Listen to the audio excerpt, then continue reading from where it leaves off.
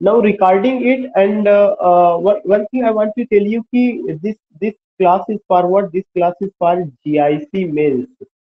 Government inter college में जो PGT की वैकेंसी है, जो मेंस का पेपर होता है, ये क्लास उसके लिए है। Number 1 point. नंबर 2 पॉइंट की अब सवाल ये उठता है कि अगर अभी रिजल्ट नहीं आया है तो मेंस की तैयारी की क्या जरूरत है। ये भी क्वेश्चन हो सकते हैं कि अगर रिजल्ट नहीं आया तो मेंस की तैयारी की क्या जरूरत है। तो मेंस की तैयारी की जरूरत इसलिए है कि अगर रिजल्ट 4 दिन बाद, 5 दिन बाद, 10 दिन बाद आता है, वी डोंट नो, हो सकता है कि 4-6 दिन, 10 दिन में, मुझे लगता है 5 अक्टूबर तक आ जाना चाहिए। अगर रिजल्ट आ जाता है तो हमारे पास जो समय होगा वो ज्यादा से ज्यादा 2.5 महीने का होगा, क्योंकि दिसंबर में एग्जामिनेशन मेंस इसका शेड्यूल्ड है, उसका शेड्यूल पहले से है, डेट उसका पहले से डिसाइड है कि वो दिसंबर में होगा। अब कितने दिसंबर को है या कौन सा सब्जेक्ट किस तारीख को लगेगा, आई don't no, but in December examination होगा। चौथा इंपॉर्टेंट पॉइंट ये है कि क्या अगर हम रिजल्ट का इंतजार करें और उसके अकॉर्डिंग मेंस की तैयारी करें, हैव वी एनफ टाइम, क्या हमारे पास पर्याप्त समय होगा। अगर 10 दिन हम अपनी लाइफ का और ऐसे निकाल दें रिजल्ट के इंतजार में, तो क्या हमारे पास पर्याप्त समय होगा। तो मेरी अपनी नज़र में पर्याप्त समय आज भी नहीं है, और जब 10 दिन और बीत जाएगा तब भी पर्याप्त समय नहीं, क्योंकि मेंस जो होता है वह आपसे ये नहीं मांगता कि how much information you have. Mains आपसे ये मांगता है कि whatever the information you have you the attribute या have you the quality to put that information in a beautiful manner. मेरी बात समझिए कि मेंस में ये नहीं देखा जाता है कि आपके पास किसी टॉपिक से रिलेटेड कितना इंफॉर्मेशन है, बल्कि मेंस में ये देखा जाता है कि क्या आपके पास वो जो है खूबसूरती है कि कितने खूबसूरत ढंग से आप उस इंफॉर्मेशन को लिख रहे हैं। मैं फिर से आपसे कहना चाहूंगा कि मेंस जब आप लिखने जाते हैं तो ये चीज नहीं है कि आपके पास किसी क्वेश्चन से रिलेटेड कितना इंफॉर्मेशन है। जितने लोग वहां अपियर होंगे सबको इंफॉर्मेशन है, लेकिन सबसे बड़ी चीज ये होता है कि with in 50 words, with in 100 words, with in 250 words या 150 वर्ड्स में जो भी आंसर आपको लिखना है, क्या हमारे पास जो है ऐसा कोई आर्ट है कि हम कम से कम शब्दों में उन सारे इंफॉर्मेशन को रख सके। तो चूंकि उसमें ये नहीं देखा जाएगा कि Shakespeare was born, Shakespeare died, Shakespeare had written 37 historical place, no not at all. जो मेंस का पेपर होता है उस मेंस के पेपर में कुछ सर्टेन पॉइंट्स हैं जो आज की क्लास में मैं डिस्कस करूंगा। क्लास में बहुत बड़ी नहीं रखूंगा क्योंकि पहली क्लास है, कुछ लोग जुड़े हुए हैं, कुछ लोग जुड़ रहे हैं, कुछ लोग नहीं जुड़े हुए हैं। तो क्या क्या चीजें एक कैंडिडेट को जब वह मेंस के एग्जामिनेशन में जाए, अपियर हो, तो उसे पता होना चाहिए। सबसे पहली चीज जो आपको पता होना चाहिए वह क्या है, राइटिंग स्किल। अब सवाल ये उठता है कि राइटिंग स्किल से क्या मतलब है। राइटिंग स्किल से मेरा यहाँ जो मतलब है, दो चीजें हैं। वहां पर आपको कोई सिस्टम नहीं दिया जाएगा कि you have laptop, you have computer, you have to type your answer, no not at all. आपको you have to write each and every point manually. आपको सारे पॉइंट्स मैनुअली लिखने हैं, और मैनुअली आप तभी लिख पाएंगे उसको अच्छे ढंग से जबकि आपकी राइटिंग स्किल पहले से ठीक है। Means you use your hand to write. जो आज का जमाना है, पिछले 4 सालों से, 5 सालों से, 2017 से जब जियो आया, तब से लोगों के अंदर मैनुअली लिखने की कला खत्म हो गई है। Now the people have smartphone, now the people have laptop, now the people have tablet, they use their finger to type the thing. आप भी उसी जनरेशन का हिस्सा बन रहे हैं, क्योंकि शमीम हो सकता है आपसे उम्र में बड़े हों, लेकिन शमीम में भी वो चीजें आई हुई है। तो आपको एक बहुत अच्छे ढंग से समझना है कि there will be no laptop, there will be no smartphone, there will be no computer, you have to write manually, और मैनुअली के लिए आपको अपने हाथ की उंगलियों को मजबूत रखना होगा, इसकी एक्सरसाइज पहले से करना होगा, ये पॉइंट आपको ध्यान में रखना है। बहुत सारे लोगों से अगर आप बात करेंगे तो उनको ये पता चलेगा कि कई कई साल हो गया उनको लिखे हुए एक लेटर भी। अब आप तो स्टूडेंट है, आप कह सकते हैं मैंने तो लिखा है, आपकी फील्ड की मैं बात नहीं करूं, मैं एक जनरल एग्जांपल दे रहा हूं कि there are many people in my contact, there are many professors in my contact, they say whatever I write on laptop, I write on computer, और उसके बाद मैं मेल कर देता हूँ। लेकिन वहां पर आप ये देखिएगा ये नहीं है, तो क्या हमारे फिंगर्स उतने स्ट्रांग है? क्या हमारे हाथ में या हाथ की जो हमारी उंगलियां है, एल्बो है, उसमें या हमारी जो फिस्ट है, मुट्ठी है, क्या उसमें इतनी ताकत है? क्या इतनी प्रैक्टिस हमने की है? मैं इसलिए आपसे कह रहा हूं कि अगर आप जितने एग्जामिनेशन इधर बीच में दिए होंगे सब में ऑब्जेक्टिव क्वेश्चन आया हुआ है, और ऑब्जेक्टिव क्वेश्चन चाहे सीटेट होगा, यूपी टेट होगा, बीएड एंट्रेंस एग्जामिनेशन होगा, या इवन 2 सालों में जो लोग अभी बीए पास कर रहे हैं जब से पैंडेमिक हुआ है, उनके यहाँ भी केवल और केवल ओएमआर शीट भरने की कला डेवलप की गई। उस चीज को नहीं डेवलप करने की कोशिश की गई कि you have to write answer within 500 words, within 400 words. मुझे याद है कि जब मैं 2005 में यूजीसी नेट क्वालिफाई किया था तो उस समय बहुत कम लोग क्वालिफाई किए थे, हमारे साथ 6 लोग थे। और उस समय जब वो होता था तो वो क्या होता था, डिस्क्रिप्टिव होता था, जैसे आज आपका जीआईसी का होगा ऐसे ही short answer type question, long answer type question. तो उसमें जो एक लॉन्ग आंसर होता था वो 40 मार्क्स का होता था, और 1000 शब्द में लिखना होता था। आप ये समझ सकते हैं कि 1000 शब्द का मतलब एटलीस्ट अगर कुछ ना होगा तो 4 से 5 पेज होगा 1000 शब्द, क्योंकि अगर एक पेज में आप 250 शब्द लिखते हैं, अगर आप 250 शब्द लिखते हैं तब भी आपको 5 से 6 पेज पहुंचाना होगा। तो ये सब दर्द करने लगता था, ऐसा लगता था जिससे काफी हद तक समय की कमी हो जा रही। आपको वहां दो चीज का एहसास होगा, आपके हैंड में दर्द होगा, समय की कमी होगी, क्योंकि प्रैक्टिस बहुत दिनों से छूटी हुई है, इंफॉर्मेटिव स्टडी हो रही है, इंफॉर्मेटिव स्टडी, रिटन स्टडी नहीं हो रहा है। इंफॉर्मेशन इधर कई काफी लंबे समय से, इवन यूजीसी जो एनटीए यूजीसी जो नेट का पेपर होता है वो भी ऑब्जेक्टिव मोड में हो गया है, वहां पर भी हम यही चीज देखते हैं, प्रॉब्लम आती है। तो जो वर्ड मैंने यूज किया, आपको वह कौन सा वर्ड मैंने यूज किया कि राइटिंग स्किल आपको डेवलप करना होगा, और उस राइटिंग स्किल के लिए हमें जो है पेन का पकड़ना, मुट्ठी में ताकत आना, और लिखने की कैपेसिटी डेवलप करना, ये सबसे पहले चीज है। फिर दूसरा क्वेश्चन आता है कि क्या लिखना है और कैसे लिखना है, क्या लिखना है और कैसे लिखना है, वो राइटिंग स्किल का ही पार्ट है। तो अब सवाल ये उठता है कि अगर आपके पास पेन है तो बहुत सारे लोग जेल का यूज करते हैं, बहुत सारे लोग डॉट पेन का यूज करते हैं, लेकिन जो मेरा अनुभव है, आप जो है जेल का यूज ना करिएगा, आप डॉट पेन का यूज करिएगा, ball point dot pen sir blue ink video नहीं के दिख रहा साथ। है, सर वीडियो नहीं दिख रहा है। क्या ये सबके साथ दिक्कत है, वीडियो नहीं दिख रहा है? हेलो? नहीं सर, दिख रहा है वीडियो, आपका दिख रहा है सर, तो ओके ना हो भैया। ओके ओके, मुझे लगता है जिनको नहीं दिख रहा है उनके यहाँ नेटवर्किंग इशू है, उनके यहाँ नेटवर्किंग इशू है। Okay sir. जिनके यहाँ नहीं दिख रहा उनके यहाँ नेटवर्किंग इशू होगा, क्योंकि मेरे यहाँ नेटवर्क सही है, क्लियर है।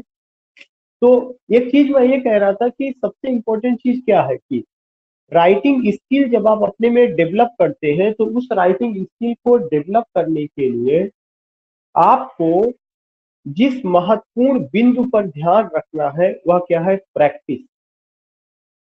अगर आपको मैं कुछ पॉइंट्स बताता हूं तो चाहे मैं उस पर लेक्चर दूं या ना दूं, लेकिन उस पर आपको अपने आप से सारी चीजें खुद से प्रैक्टिस अपने आप से करते हुए चलना है, अपने आप से आपको प्रैक्टिस करते हुए चलना है। जब आप अपने आप से उसकी प्रैक्टिस करते हुए चलेंगे तो आपके अंदर थॉट भी डेवलप्ड होगा और एक सिस्टमेटिक चीजें भी डेवलप होंगी। अब दूसरी चीज ये आती है कि आखिर प्रैक्टिस में हम क्या करें। प्रैक्टिस में आपको ये करना है कि आप टॉपिक वाइज जो अभी मैं नोट कराऊंगा उस टॉपिक वाइज, मैं क्योंकि लिख नहीं सकता हूं, मैं आपको केवल आज ऐसे गोरली बोलूंगा, टॉपिक वाइज आपको उस पर कम से कम 200 शब्द का मैटर तैयार करना है, 200 वर्ड का टॉपिक वाइज। अब सवाल उठता है कि मैंने आपसे कहा क्या लिखा जाए और कैसे लिखा जाए। जो क्या लिखा जाए और कैसे लिखा जाए इसका जवाब, क्या लिखा जाए इसका जवाब तो क्वेश्चन पर डिपेंड करता है। जैसा क्वेश्चन पूछा गया होगा उसी के अकॉर्डिंग आपको आंसर देना है। बट वो आंसर मिलेगा कहाँ से? वो आंसर इस पर मिलेगा कि how much we have read earlier, how much we are passionate to learn with Mr. Shamim, and how much we have interest after getting the lecture of Shamim, how much we are interested to revise, to express our thought in words।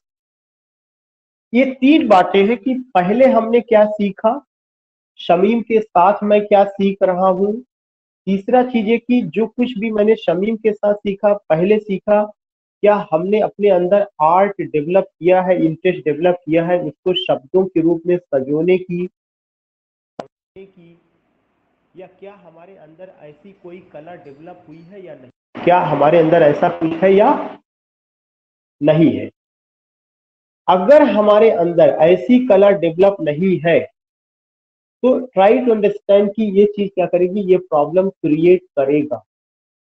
इसलिए मेरी आपसे request है कि जो आपने पहले पढ़ा है, जो शमीम पढ़ा रहे हैं, जो आप और आपके पास सोर्स ऑफ नॉलेज है, उन्हीं चीजों को ऑर्गेनाइज करना ही क्या है, उन्हीं चीजों को ऑर्गेनाइज करने का मतलब how to write. What to write का मतलब कि कंटेंट, कंटेंट का मतलब सब्जेक्ट मैटर। अगर क्वेश्चन ये पूछा जाता है कि write a short note on the basic characteristics of Renaissance and its impact on Elizabethan literature. अब जितने लोगों ने, 8 लोगों ने ज्वाइन किया है, क्या कोई ये डिनाई कर सकता है कि मैंने रिनेशा के बारे में नहीं सुना, मुझे ये नहीं पता कि रिनेशा क्या होता है, मुझे ये नहीं पता कि रिनेशा की कैरेक्टरिस्टिक्स क्या होती है? क्या इसको कोई डिनाई कर देगा? हर आदमी को पता है कि what is Renaissance, what are the basic characteristics of Renaissance and what was the impact of Renaissance on Elizabethan literature. लेकिन सवाल होता है कि हमारा जो ज्ञान है वह भी क्या है, फ्रेगमेंटेड है। फ्रेगमेंटेड है, ये फ्रेगमेंटेड मीन्स स्कैटर्ड है, ऑर्गेनिक फॉर्म नहीं है। जैसे ही आप उसको ऑर्गेनिक फॉर्म देंगे तो इसका मतलब आपको क्या हो गया, अब आप क्वेश्चन को लिखने की कला डेवलप हो गई। अगर याद होगा आपको कि अरिस्टोटल कहते हैं कि plot is the soul of tragedy. अब प्लॉट क्या है, घटनाओं का संगम है।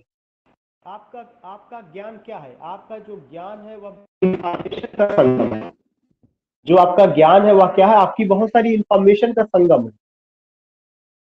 तो जैसे उन्होंने कहा कि plot is the soul of tragedy, तो जो प्लॉट है बहुत सारी घटनाओं का संगम है, लेकिन कौन सी घटना शुरू में बताना है, कौन सी घटना बीच में बतानी है, घटना का मतलब उसको कैसे स्टोरी के रूप में शुरू में, बीच में, एंड में लाना है, यही चीज क्या होता है, यही कला ही जब डेवलप हो जाती है उसी को प्लॉट कहा जाता है। वरना हर मूवी फेल हो जाए, वरना हर ड्रामा फेल हो जाए। तो ये जब डेवलप आ जाएगा कि how to narrate the thing, how to present the thing, how to express the thing. ज्ञान तो सबके पास है, इंफॉर्मेशन सबके पास है, लेकिन उस इंफॉर्मेशन को खूबसूरत ढंग से डेवलप करके है, उसको जो है अच्छे ढंग से सजा करके कम शब्दों में, ब्यूटीफुल मैनर में, सिंपल एंड ल्यूसिड लैंग्वेज में, नीट और क्लीन वर्ड्स में अगर आप रख देते हैं तो आप औरों से बेहतर हो जाएंगे।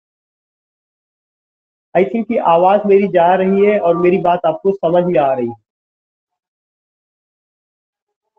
Can anyone respond me?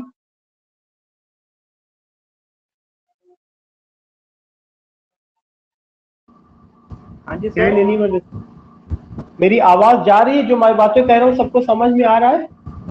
हाँ जी सर, आ रही है सर, आ रही है। सर ठीक। ठीक है, आपको कितनी बातों का ध्यान रखना है कि आपको राइटिंग स्किल डेवलप करना। कौन सी स्किल डेवलप करना है? राइटिंग स्किल आपको डेवलप करना है।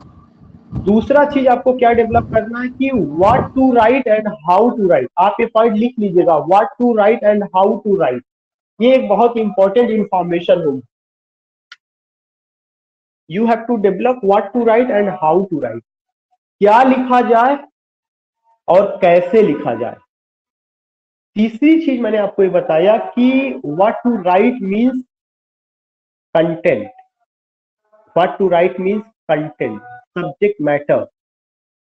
How to write means the appreciation of that content, the appreciation of that subject matter. What to write and how to write. What to write means content and how to write means the artistic presentation of that content. अब चौथा important point ये होता है कि आखिर हम अपने चीजों को कैसे करेंगे। अगर कोई क्वेश्चन 50 शब्द में पूछ रहा है तो 50 शब्द का स्पेस दिया होगा। उस 50 शब्द का स्पेस दिया है, उससे आगे तो हम बढ़ नहीं सकते हैं। हमें उसी उतने स्पेस में लिखना है। लेकिन जब आप लिखने लगिएगा तो आप वर्ड गिनना ना शुरू कर दीजिएगा, क्योंकि अगर आप वर्ड गिनना शुरू करेंगे 1 2 3, तब तो आप ये मान चलिए कि आप वहीं पे आधा आधा आपका जो है समय चला जाएगा।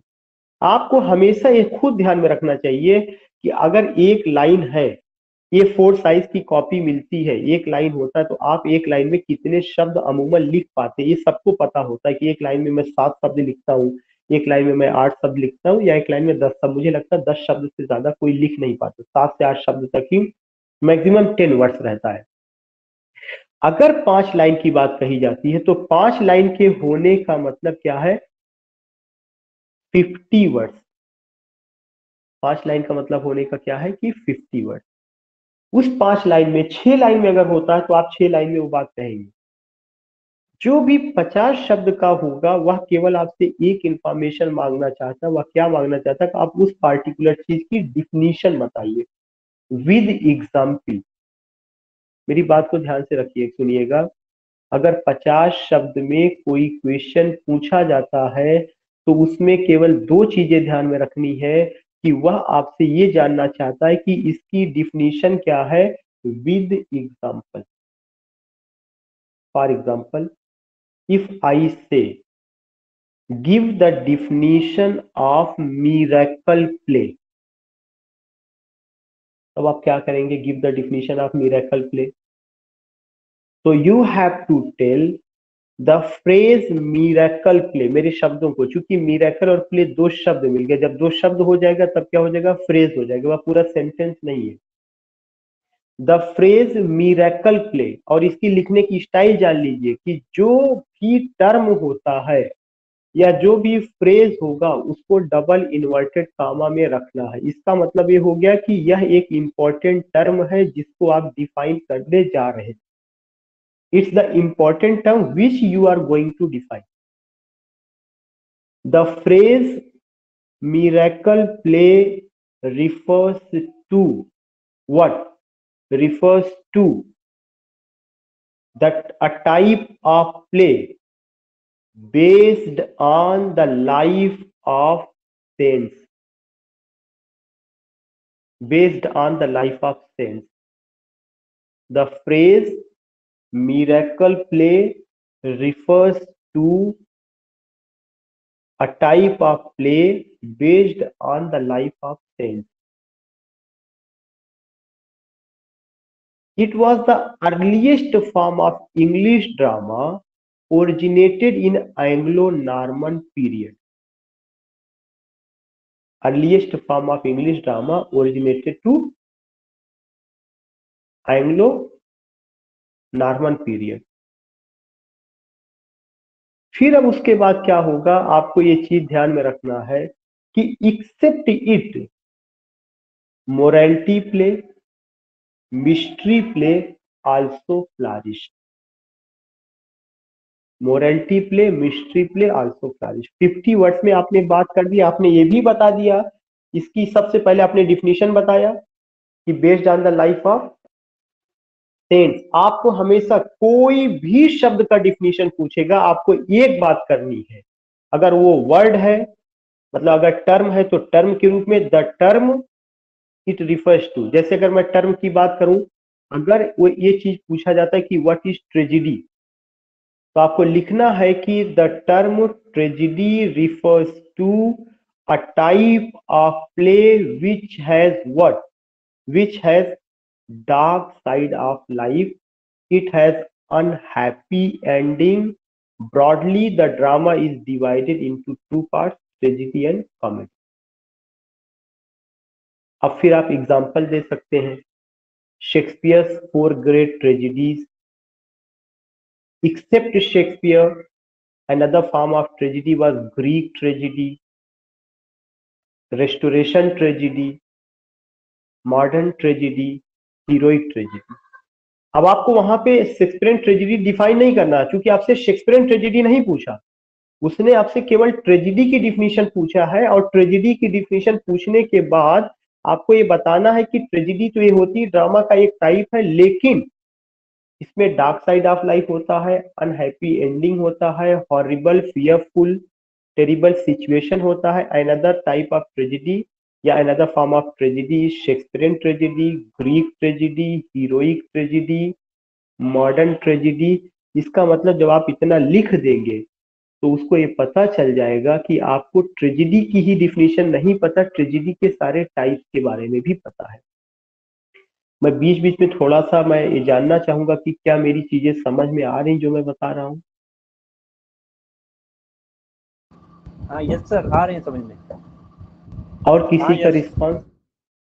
अनीता सिंह जी या जो लोग और नए जुड़े होंगे, सैफी, अनीता सिंह जी, चूंकि जगमोहन भाई हमारे पुराने स्टूडेंट हैं, Rahmat Jahan ji, Manju ji, Shivkant ji and Shamim ji, they all can mute, वो लोग म्यूट कर सकते हैं, चैट में आ रहा है।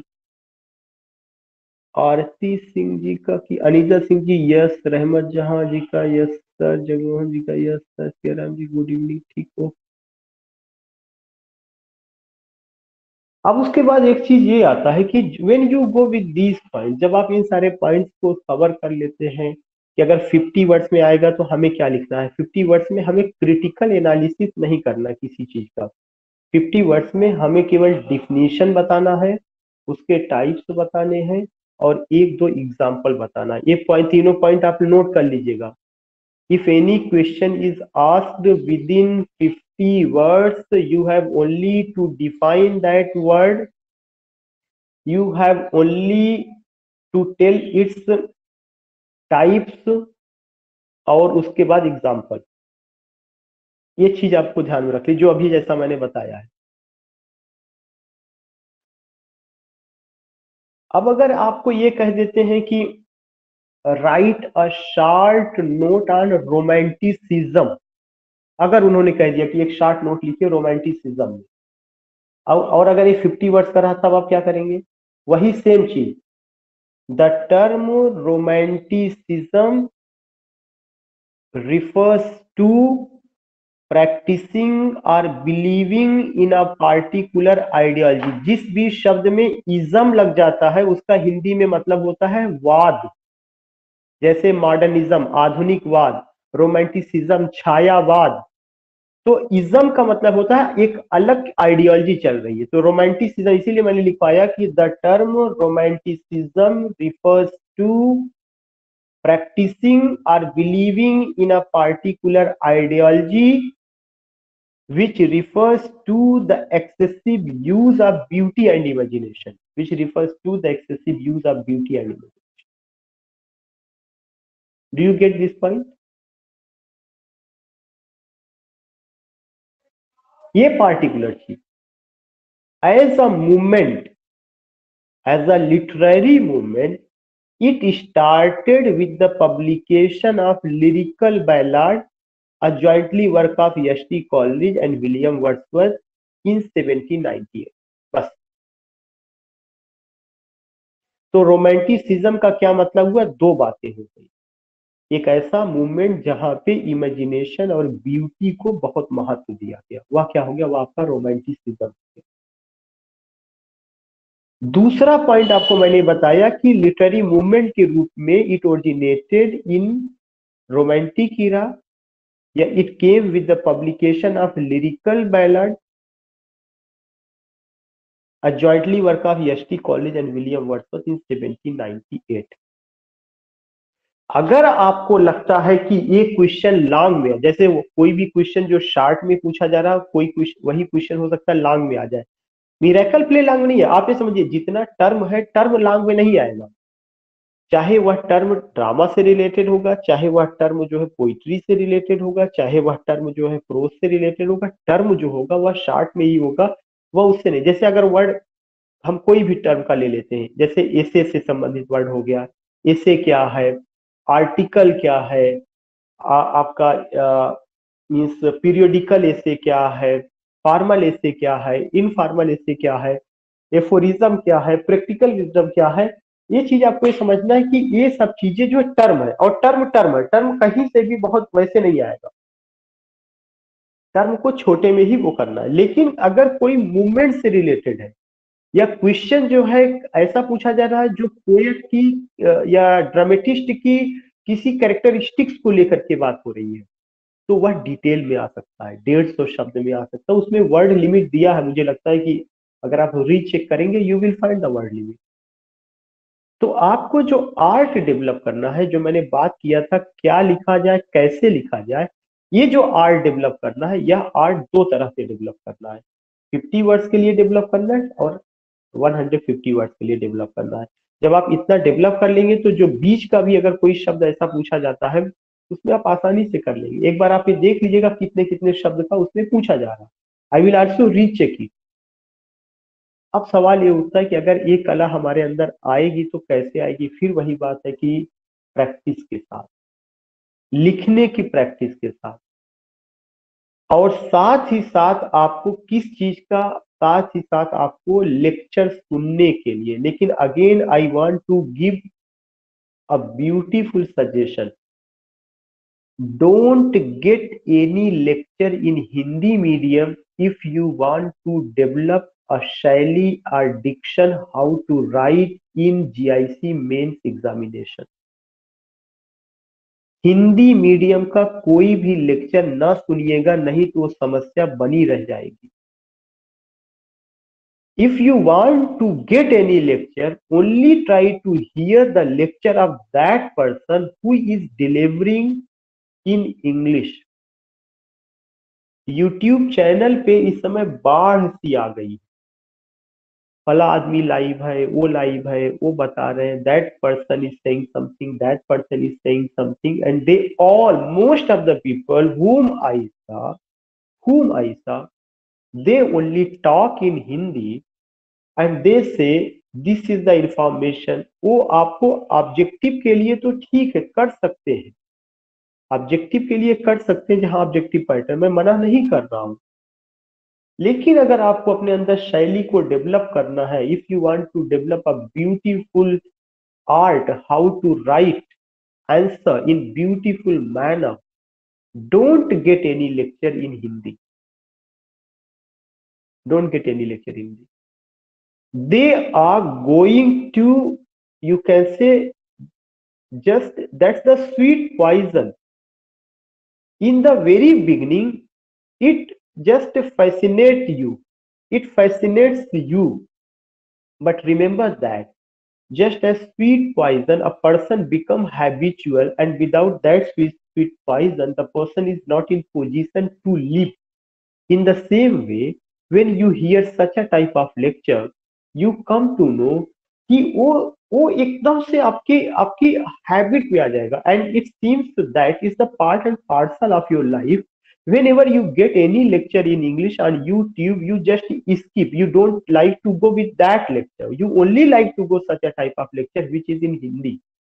I'm not saying कि that you have to go with the lecture any British जिसका प्रोनाउंसिएशन अलग है, but try to get lecture which is in bilingual। bilingual भी कर सकते हैं, प्योर इंग्लिश में भी आप जा सकते हैं, all these things।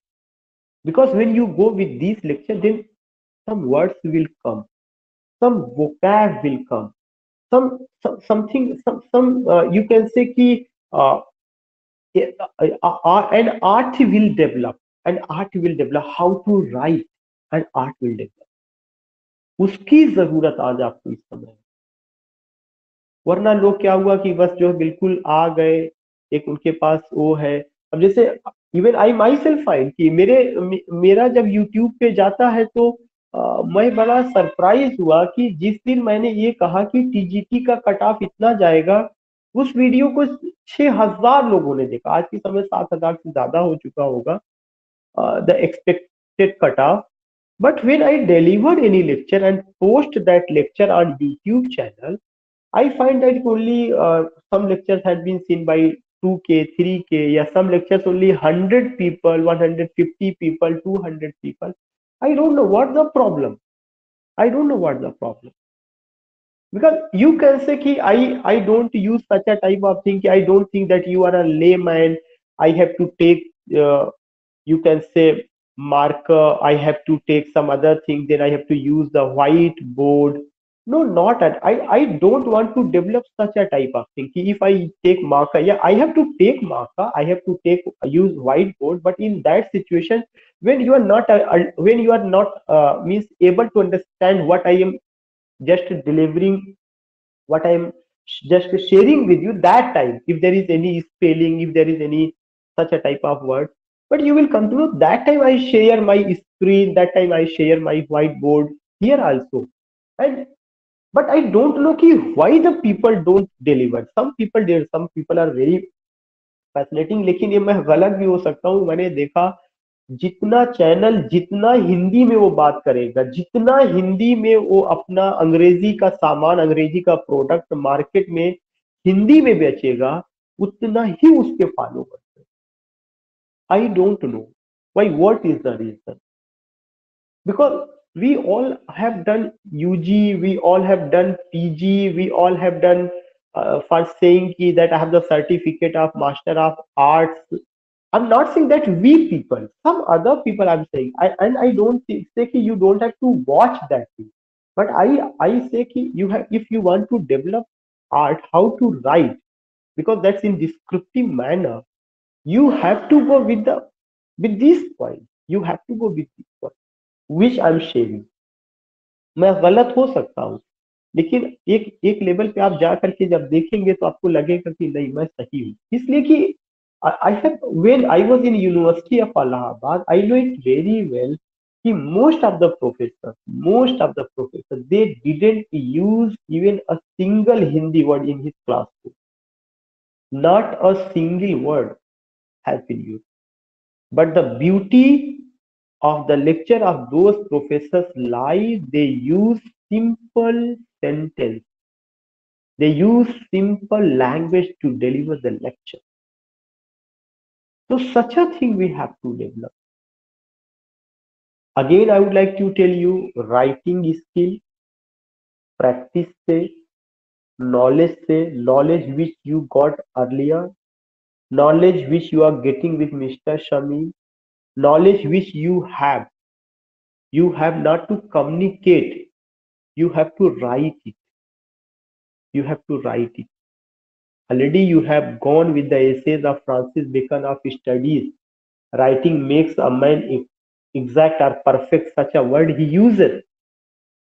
So you have to write. Because you're communicating with me, you are hearing my lecture, what I'm saying, you all are getting these points. So writing is important.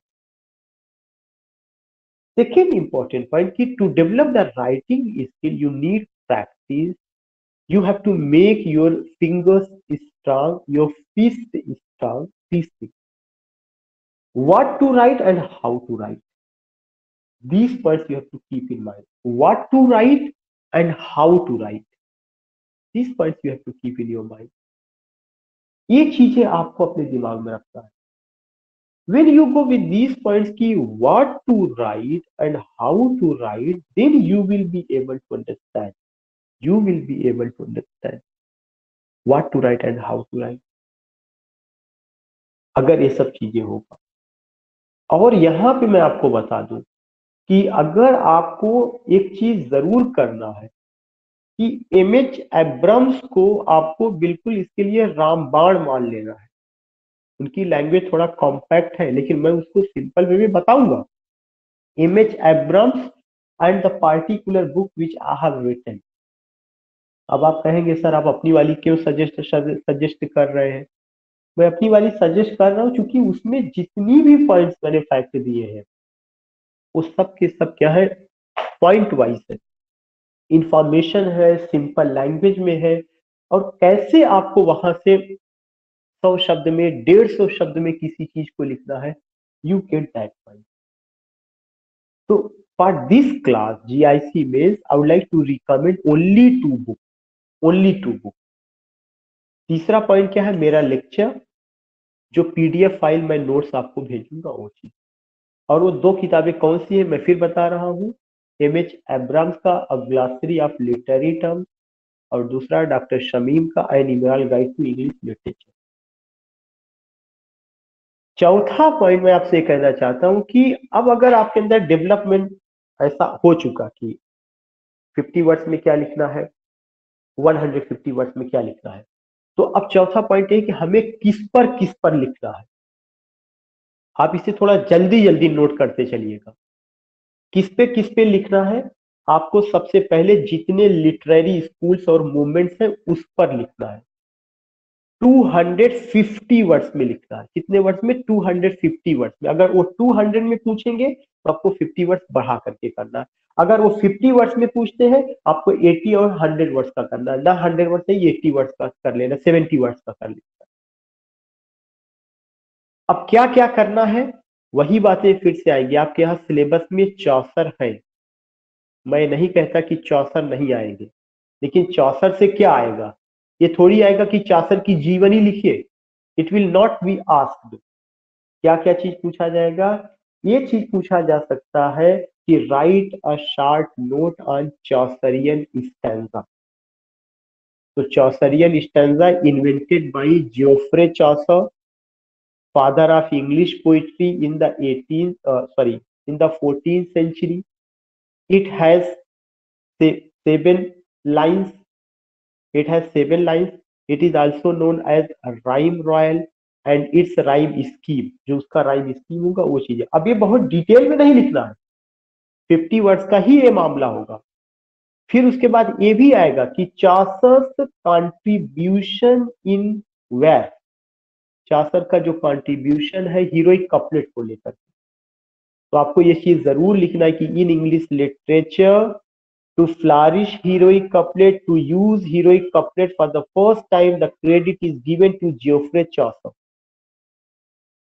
He used heroic couplet in Legend of Good Women and Canterbury Tales. The phrase heroic couplet refers pair of rhyming words in iambic pentameter.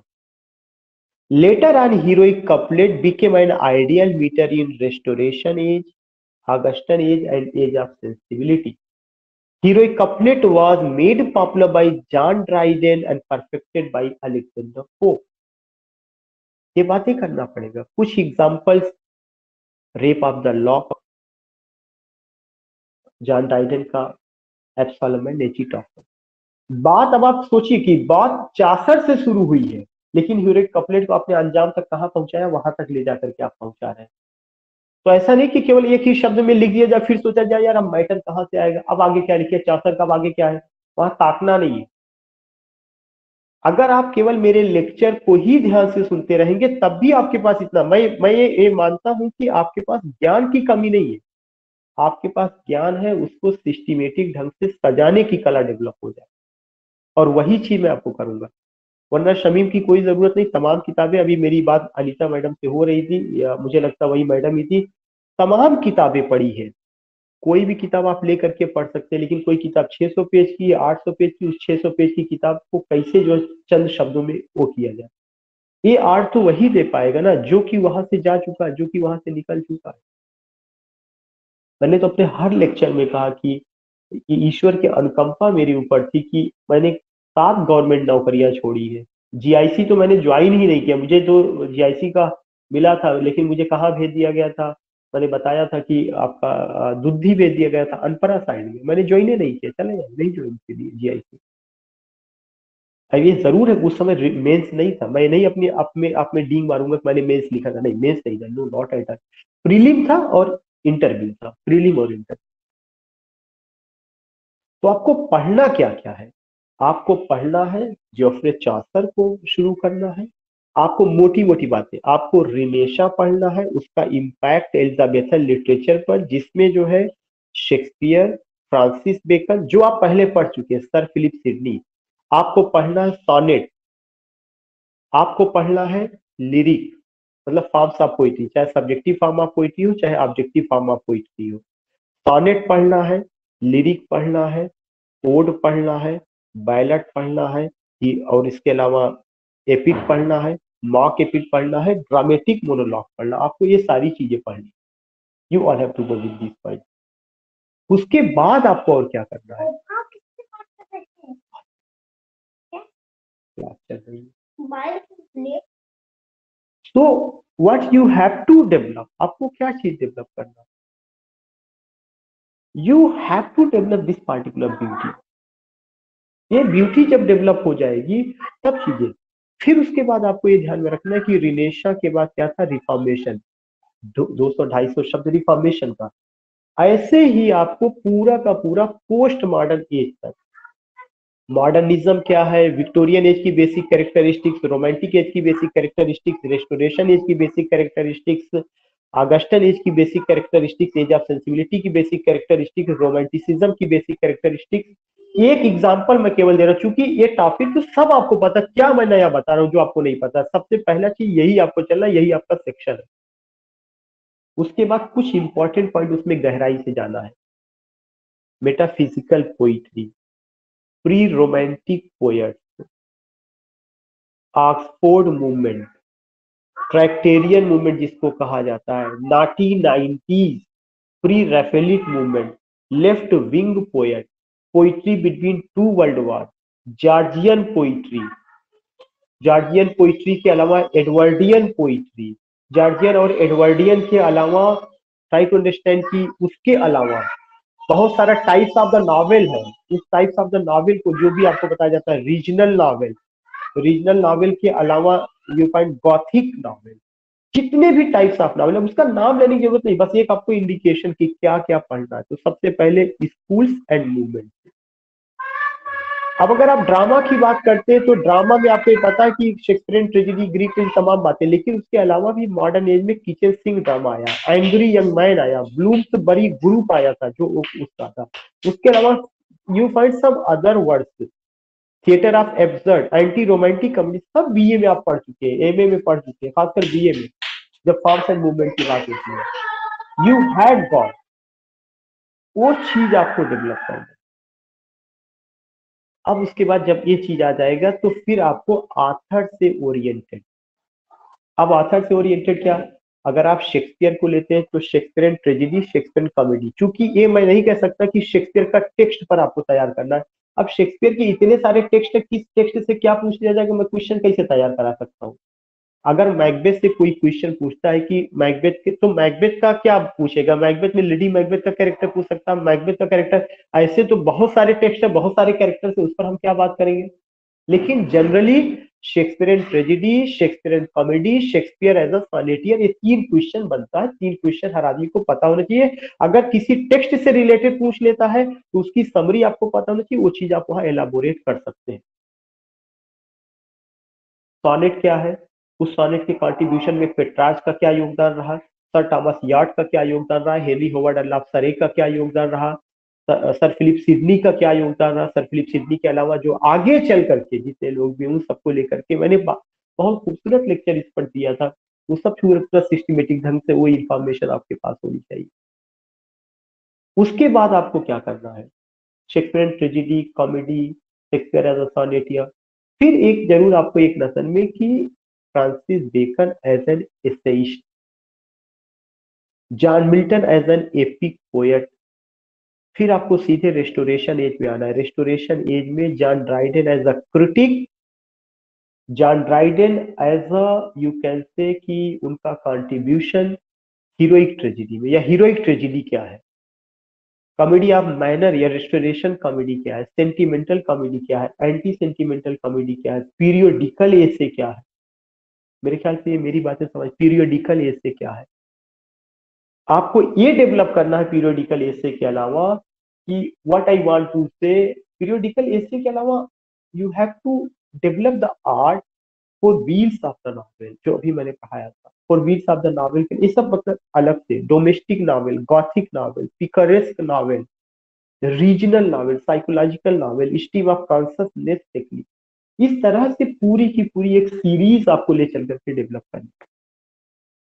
Left wing poet, Oxford movement को लेकर के उस पर बात करना, campus novel, science fiction, detective fiction, चाहे वो short में होगा या लॉन्ग में होगा।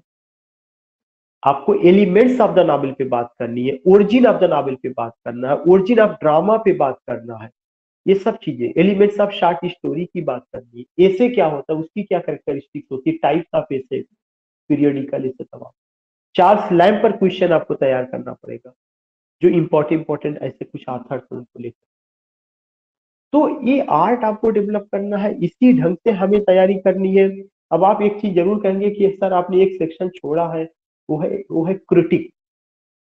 जितने भी क्रिटिक्स की मैं बात कर रहा हूँ, चाहे वो अरिस्टोटल है, अरिस्टोटल के बाद अगर आप देखेंगे तो जॉन ड्राइडन है, doctor Samuel Johnson, Matthew Arnold, T S. Eliot और विलियम वर्ड्सवर्थ, एस.टी. कॉलेज, बीच में 7-8 जो भी क्रिटिक्स आपके यहाँ रखे गए हैं, उन सारे क्रिटिक्स का बेसिक पॉइंट, जैसे ये चीज पूछा जा सकता है कि अर्नोल्ड का touchstone method, T S. Eliot का objective correlative technique, impersonal theory, और उनका पूछा जा सकता है कि why he said Hamlet is an artistic failure.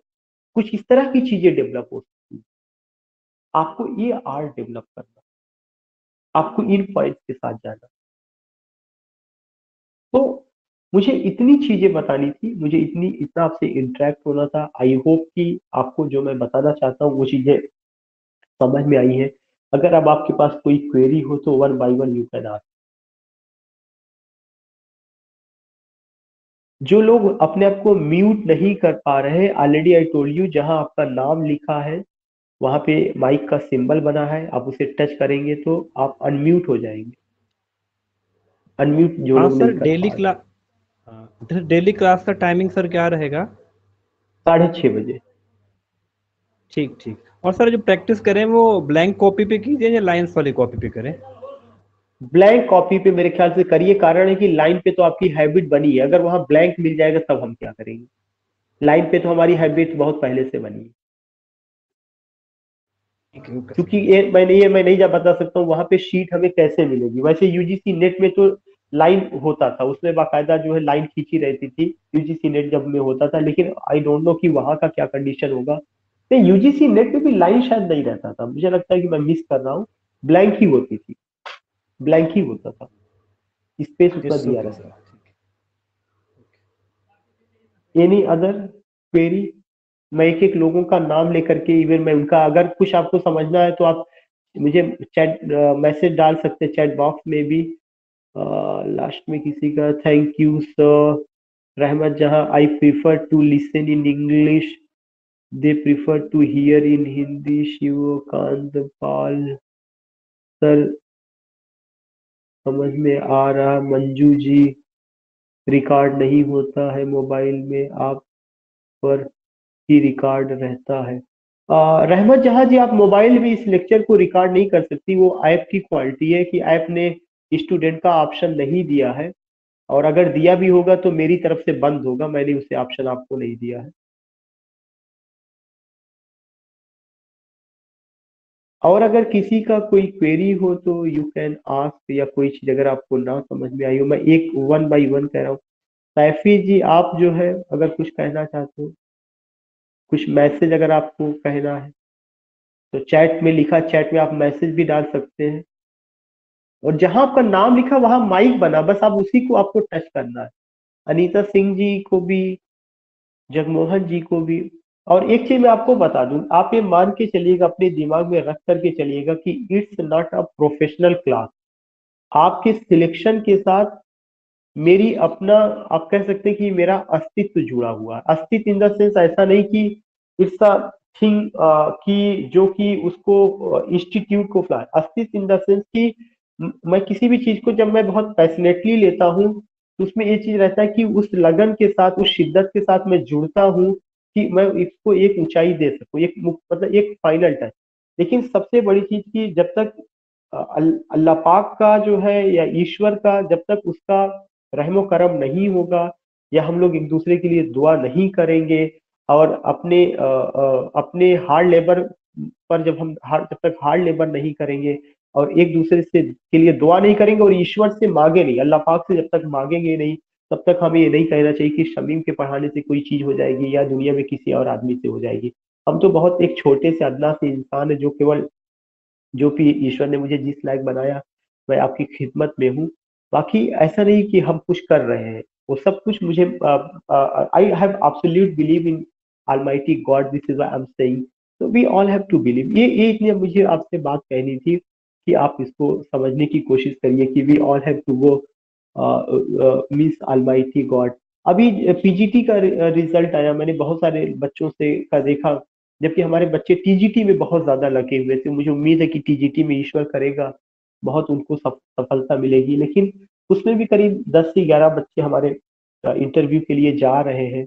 बहुत मुझे खुशी हो रही है कि ईश्वर करे कि उनका फाइनल सिलेक्शन हो, और जो बच्चे इंटरव्यू में नहीं जा पा रहे, ईश्वर करे उनको टीजीटी में, जीआईसी में, कहीं पे किसी को एक अदद नौकरी ईश्वर दे दे। बहुत मुझे लगता है बुरा दौर है और बहुत दिक्कतें हम सब लोगों के साथ है, परिवार में सारे लोगों के साथ। तो I pray to almighty God कि या गॉड या रब हम सबको एक अदद नौकरी जरूर दे दे, मिल जाए जो ये चीजें रही है। तो इसी सारी चीजों को लेकर के चलना है। एंड कुछ मुझे लगता है सर टीजीटी का रिजल्ट कब तक आएगा, रहमत जी, इस बारे में आई डोंट नो, बट उम्मीद करिए कि जल्दी आना चाहिए। Shivkant Pal ji, sir can we write answer daily and you will check it. देखिए शिवपाल जी, ये आपने बड़ा ही इंपॉर्टेंट क्वेश्चन किया है, लेकिन मैं आपको बता दूं कि बहुत ही फ्रैंकली कि आई कांट चेक। अब आप कहेंगे कि सर आपने एक शब्द में कह दिया कि आई कांट चेक, इसलिए मैं नहीं चेक कर पाऊंगा कि अगर मेरे पास 20 बच्चे भी होते हैं तो 20 लोगों का क्वेश्चन और आंसर चेक कर पाना मेरे लिए संभव नहीं है। इसलिए संभव नहीं है कि आई हैव सो मेनी जिम्मेदारियां, सो मेनी रिस्पॉन्सिबिलिटी। इसलिए मैं बहुत विनम्र निवेदन करता हूं कि मैं कभी कभार कर सकता हूं, लेकिन मैं आंसर का मैं इसकी जिम्मेदारी नहीं ले सकता। मैं आपको एक रास्ता बता सकता हूँ, एक चीजें बता सकता हूँ, और वो भी मेरे पास क्या आएगा, पीडीएफ आएगा। फिर उस पीडीएफ को मैं पढ़ूंगा, उसमें निशान लगाऊं कहाँ गलत है, फिर से मैं उसको रीसेंड करूं। It's not possible at. ये ऑब्जेक्टिव नहीं है कि सबका कोई सॉफ्टवेयर है उस पर डाल दिया गया तो करेक्ट आंसर आ गया। No, I have to write each and everything. मैं मतलब बहुत ही आपको डायलेमा में नहीं रखना चाहता, सॉरी फॉर दिस कि मैं ये काम तो नहीं कर पाऊंगा। मैं हेल्प जरूर कर सकता हूँ, कभी कभार, कभी कभार मैं कुछ लेकर के ये बता सकता हूँ यहाँ पे ये चीजें हो रही है, इस तरह की चीजें रखना। और हाँ, एक चीज, आपको जो भी आंसर देना है वो ज्यादातर आपको जो बात करनी है सिंपल लैंग्वेज में, प्रेजेंट टेंस में। प्रेजेंट टेंस का मतलब present indefinite, present continuous tense, present perfect, present perfect, इन सब पे आपको करना।